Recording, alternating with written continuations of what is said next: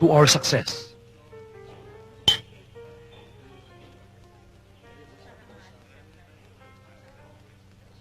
Alam mo, Mariel, nagtataka lang ako kung bakit pagdating sa negosyo, madali kong napapasagot ang mga kadil ko.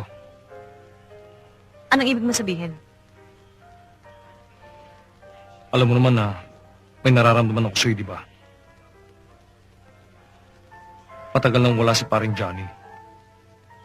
Siguro naman, sapat na ang panahong ipinaghintay ko. Joseph, alam mo naman kung bakit hindi pa ako handa, hindi ba? Hindi ko pa nga naaayos ang buhay namin ng anak ko. May sakit pa siya. Sabi nga ng doktor, halos wala na kaming pinagkaiba. Siguro dala na rin yun ang pag-aalala ko sa kanya. Yan nga ang gusto kong sabihin sa'yo. Kailangan ni Jen ng pagmamahal ng isang ama. Ikaw man, kailangan mo uli ng isang katulad ni paring Johnny na titingin at magmamahal sa inyong mag-ina. Ang totoo nga niyan. Kanina, patos-tos lang. Ngayon, holding hands na. Masama na kasunod dito. Tukaan na ito. This is very delicate. Bastusan na ng shota ito. This is a job whore. Believe it, boy. Napanaginipan ko si pare. Ipinagbili niya kayo sa akin. Sabi niya, ako nang bahala sa inyo. Natouch naman ako sa'yo, Joseph. Totoo bang sinabi ni Johnny yun? Pero hindi ba may kasabihan na ang panaginip daw ay kabaliktaran sa totoong buhay? Noon yun, 90s na ngayon eh. Mister, ma'am, naiwan niyo sa kotse itong beeper niyo. Dilala ko na baka may importante magbibip sa inyo. Salamat, Lando. Sige na, Lando. Oh, sige na daw. Wala na kayong... Wala na, Lando. Excuse me, sir. May nakalimutan ako. Ma'am, cellular. Baka may tatawagan kayong importante. Meron naman pupunta pa kayo doon.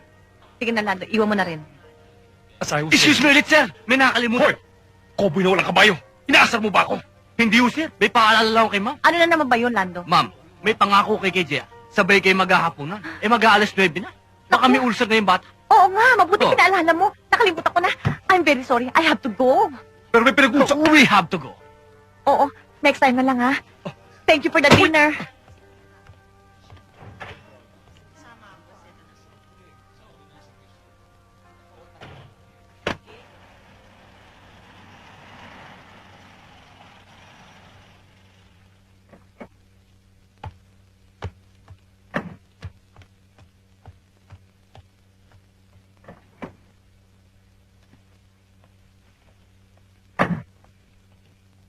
Ma'am?